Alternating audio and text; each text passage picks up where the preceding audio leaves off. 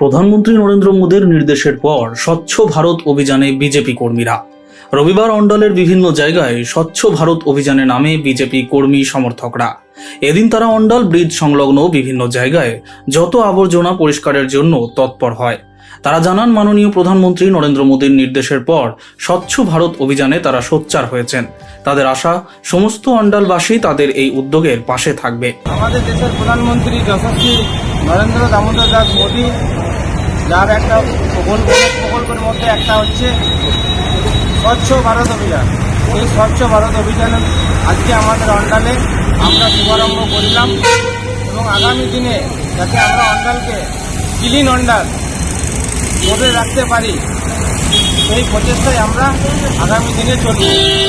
অন্ডাল থেকে Debdulal Dutta, street voice digital.